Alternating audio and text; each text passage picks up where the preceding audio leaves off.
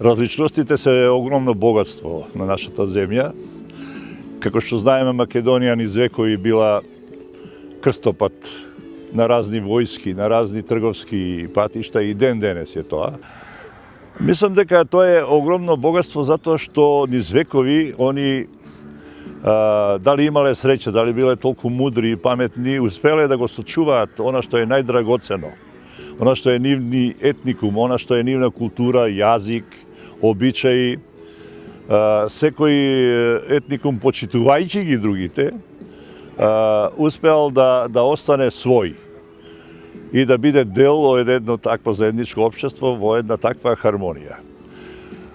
Има и други мислења, се разбира дека тоа може да биде и проклетство на едно општество, но јас не се согласувам со тоа. Мислам дека секако обид на мајоризација или на воспоставување на некој, можеме да кажеме и вештачки ред на доминација на мнозинството води во едно друго поле кое што мене не ми се допаѓа, кое што никогаш и не било не водело во некаква светла иднина. Само почитувањето на различностите, само правење таква една разлика може да создаде една хармонична заедница каде што секој поединец кој ќе се чувствува слободен, каде што се почитуваат неговите права, може да го даде својот максимум, својот придонес во таа заедница.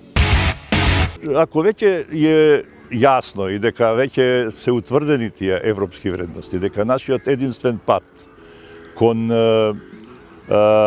подобар живот, единствен пат кон иднината е членство во таа европска заедница, тогаш мораме да ги почитуваме истите вредности кои што ги почитува и таа европска заедница и на кои што таа настојува. А тоа се истите вредности кои што ние сме успеале да ги сочуваме како еден простор наречен Македонија и сега држава Македонија. И тоа е единствениот пат, затоа што само правење една таква разлика, почитување на различностите на секоја една мала група, составен дел на таа држава, како што и Европа ги почитува сите различности на сите незини членки држави. Политичко уредување, јазик, култура, економија, така и ние мораме да ги почитуваме тие вредности, затоа што тоа е гаранцијата на некаква си на безбедноста, на иднината на нашите деца и на нашите генерации. Имам поминато 16 години во веќе сега една друга држава, но тоа сепак било еден друг јазички, културен и етнички простор, но можам да кажам дека на тој период се сеќавам како можеби најубавиот период од мојот живот. Да сум формиран како личност во тој град во Србија каде што беше татко ми на служба, но ни еден момент не сум почувствувал дека некој сака да ми наметне своја волја, свое мислење. Дури и во таа една средина се чувствував како некој вид реткост, галениче. Често ме знаја да ме замолат да кажам нешто на мојот мајчин јазик, да отпеам некоја македонска песна, да им покажам некои си носи од мајка ми, да им раскажам некоја приказна која дедо ми ја раскажувал. Така да мислам дека тие вредности се всадени во мене лично и дека не гледам никаква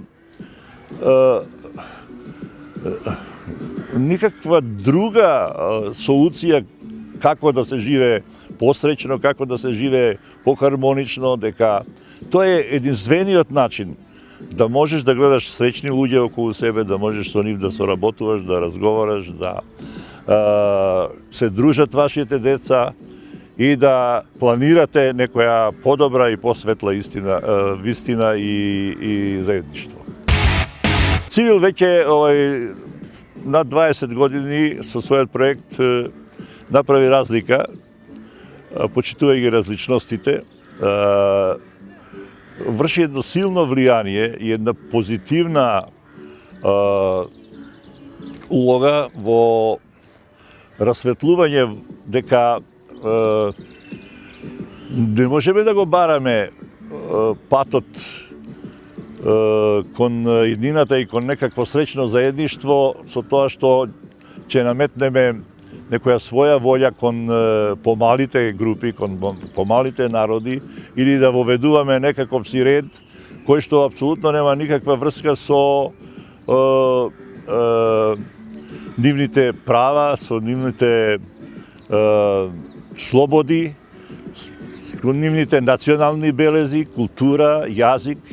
Промовирајќи го тоа, човековите права и човековите слободи, ЦИВИЛ игра една многу битна улога во формирањето на мислењето и на правецот во кој треба да се движиме како едно идно општество, како една членка на Европската заедница. Направете разлика. Почитувајте ги различностите.